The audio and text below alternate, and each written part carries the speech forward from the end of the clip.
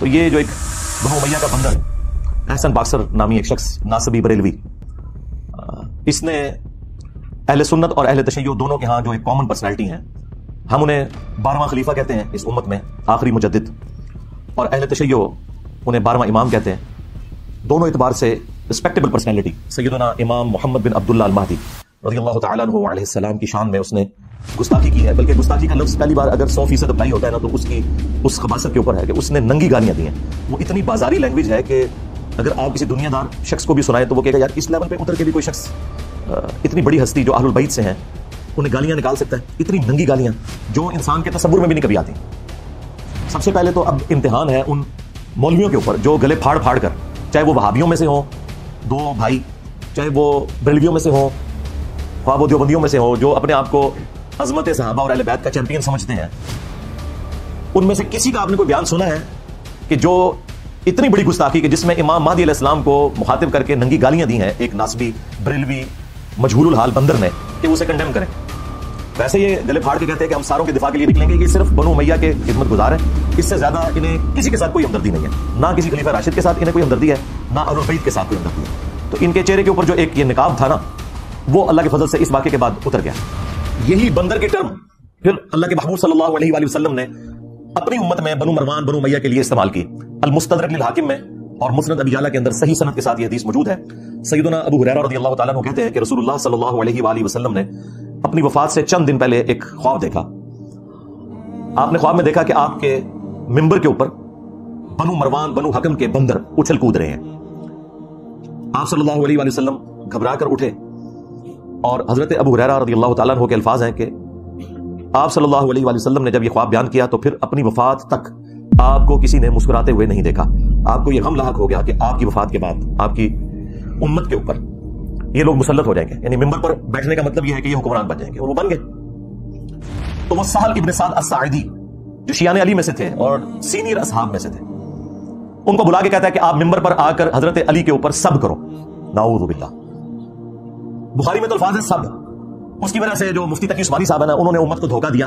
وہ کہتے ہیں ذکر حدیث میں کہیں موجود ہی نہیں کہ یہ بنو امیہ لعنت کرواتے تھے، صرف سب کا لفظ موجود ہے اور سب کا مطلب ہے تنقید۔ اچھا، حضرت علی پہ تنقید کرنا آپ کے نزدیک جائز ہے کیا؟ اور ان کا میں نے جھوٹ پکڑ لیا۔ اگر مفتی اعظم پلانٹ ارتھ دیوبند یہ کام ڈال رہا ہے ان کے ساتھ تو باقی تو شاہی کوئی نہیں، یا تو اس نے جھوٹ بولا ہے یا پھر وہ جاہل ہے، اسے پتہ نہیں تھا ذکر حدیث میں موجود تھا۔ بخاری کی یہ حدیث ہے، مسلم میں آئی ہے 6229، اس میں الفاظ ہے، اس نے کہا لعن اللہ ابو تراب، کہو کہ مٹی والے ابو تراب علی ابن ابی طالب پر لعنت، نعوذ باللہ۔ ہم تو اس پہ کہیں گے کہ جنہوں نے بھی مولا علی پر یا اہل البیت پر لعنتیں کروائی اور جو لوگ ان کا آج تک دفاع کر رہے ہیں، ان سب پہ اللہ کی لعنت، اللہ کے فرشتوں کی لعنت، تمام لعنت کرنے والوں کی لعنت۔ ہاں جی،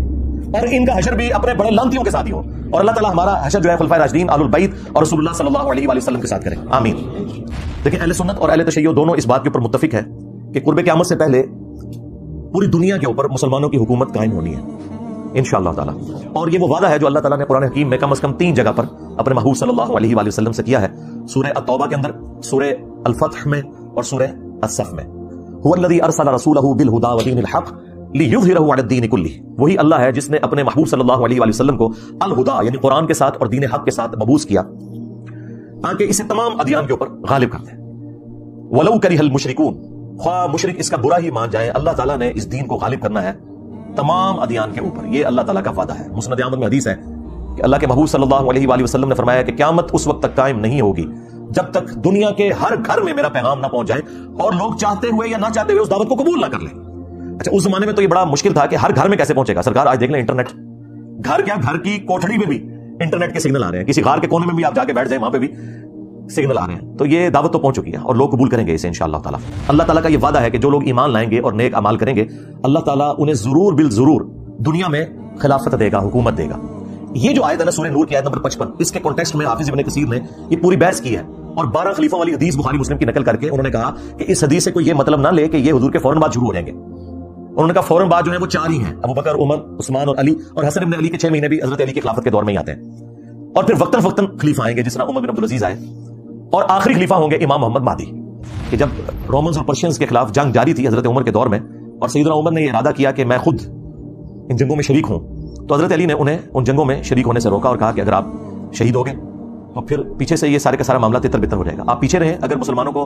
قادسیہ یا جربوک میں شکست کا سامنا بھی کرنا پڑا تو ہم دوبارہ سے فوج تیار کر کے اور اپنے مسلمان بھائیوں کی نصرت کے لیے پیچھے سے بھجوا دیں گے، لیکن اگر آپ شہید ہو گئے تو پیچھے پھر عرب کے لوگ جو ہے منتشر ہو جائیں گے۔ یہ پورے کا پورا خطبہ شیعہ کے ہاں نہج البلاغہ میں 2 جگہ یہ خطبات موجود ہیں، ان میں ایک خطبے میں یہ الفاظ ہے کہ اللہ کا یہ وعدہ ہے کہ اللہ تعالیٰ نے اہل ایمان کو زمین میں خلافت دینی ہے، یعنی یہ سورہ نور آیت نمبر 55 کی طرف مولا علی کا اشارہ تھا کہ جو خلفائے راشدین کو اللہ تعالیٰ غلبہ دے رہا ہے یہ اسی خلافت کا حصہ ہے جو اللہ تعالیٰ نے قرآن میں وعدہ فرمایا ہے۔ تو یہ بہت بڑی دلیل ہے اس حوالے سے کہ مولا علی علیہ السلام خلفائے راشدین کی حکومت کو اللہ تعالیٰ کی طرف سے انعام سمجھا کرتے تھے، الحمدللہ۔ اور پھر یہ 12 احادیث ان لوگوں کے لیے بھی لمحہ فکریاں ہیں جنہوں نے اس امت میں تقلید کے نام کے اوپر ایک فتنہ کھڑا کیا، اور انہوں نے یہ کہا کہ جی 4 اماموں میں سے ایک امام کی تقلید ضروری ہے، ادروائز آپ گمراہ ہو جائیں گے۔ تو میرا یہ معصومانہ سوال ہے کہ جس امام نے قرب قیامت میں آنا تھا، یعنی امام محمد مہدی رضی اللہ تعالیٰ عنہ علیہ السلام، ان کے بارے میں تو درجنوں حدیث موجود ہیں، اور تمہارے بنائے ہوئے امام جنہوں نے ریٹائر نہیں ہونا،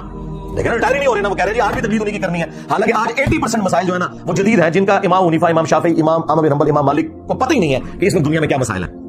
ان میں ان اماموں کی توہین نہیں کر رہا، ان کے نام پہ جو فرقے کھڑے ہوئے ہیں نا ان کو ٹارگٹ کر رہا ہوں۔ اگر ہم آج عیسیٰ ابن مریم کے حوالے سے کرسچنز کو جھنجھوڑتے ہیں تو اس کا مطلب یہ نہیں کہ ہم عیسیٰ ابن مریم کی توہین کر رہے ہیں۔ تو جن اماموں نے ریٹائر ہی نہیں ہونا بقول ان کے بارے میں کوئی حدیث ہے، اور جس نے قرب قیامت میں آنا تھا ان کے بارے میں تو حدیث موجود ہے۔ اس کا مطلب ہے کہ یہ انہوں نے خود جعلی عقیدہ تقلید کا ہے۔ ہاں آپ امام اگر ایکسپرٹس کے طور پر کہیں تو سرکار وہ تو جتنے بھی امت میں بڑے بڑے علماء جنہوں نے اس امت کو کنٹریبیوٹ کیا ہے وہ سارے ہمارے امام ہیں، چاہے وہ امام بخاری ہو، امام مسلم ہو، باقی محدثین ہو، فقہا ہو، امام حنیفہ، امام شافعی، احمد بن حنبل، امام مالک رحمہ اللہ اجمعین، یہ سب کے سب ہمارے امام ہیں۔ پہلی حدیث بخاری اور مسلم دونوں میں موجود ہے، رسول اللہ صلی اللہ علیہ وآلہ وسلم نے فرمایا تمہاری اس وقت کیا شان ہوگی جب عیسیٰ ابن مریم تم میں اتریں گے، یعنی قرب قیامت میں، وَإِمَامُكُم مِّنكُم، اور تمہارا امام تم میں سے ہوگا، یعنی امام جو ہے یہ امت ہوگی، اور عیسیٰ ابن مریم جو کہ اولو العزم پیغمبر ہیں، 5 پیغمبروں میں سے، محمد رسول اللہ صلی اللہ علیہ وآلہ وسلم، ابراہیم خلیل اللہ، موسیٰ کلیم اللہ، نوح نجی اللہ، اور عیسیٰ روح اللہ، ان 5 اولو العزم پیغمبر جو سورۃ الاحزاب اور سورہ عاشوراء میں آئے، ان میں سے ایک اولو العزم پیغمبر مقتدی ہوگا، اور امام وَإِمَامُكُم مِّنكُم، تمہارا امام تم میں سے ہوگا۔ یہ حدیث بخاری میں بھی ہے اور مسلم میں۔ 8ویں حدیث جو ہے وہ مسلم شریف میں بھی کچھ حصہ اس کا موجود ہے، کچھ سنن ابی داؤد کے اندر ہے کہ نبی اسلام نے فرمایا کہ جب مہدی ظاہر ہوگا تو وہ بیت اللہ میں پناہ لے گا، اور اسے قتل کرنے کے لیے ایک گروہ روانہ ہوگا شام سے، اور مقام بیدا پر اللہ تعالیٰ اس گروہ کو زمین میں دھسا دے گا۔ یہ ایک اللہ تعالیٰ کی طرف سے ایک غیبی خبر ہوگی پوری امت کے لیے کہ یہ اللہ تعالیٰ کی اسپیشل پروٹیکشن ہے مہدی کے ساتھ۔ تو وہ لشکر زمین میں جب دھسایا جائے گا، یہ اس بات کا ثبوت ہوگا، جو لوگ پوچھتے ہیں کہ ابھی تک 500 مہدی تو قتل ہو چکے ہیں امت میں، تو اوریجنل بھی کہیں قتل نہ ہو جائے۔ نہیں سرکار، اوریجنل نہیں قتل ہوگا، اوریجنل کو جب قتل کرنے کی کوشش کریں گے تو وہ لشکر ہی زمین میں دھسا دیا جائے گا۔ یہ اللہ تعالیٰ کی طرف سے اسپیشل پروٹیکشن ہوگی کہ مہدی کو کوئی نقصان نہیں پہنچے گا۔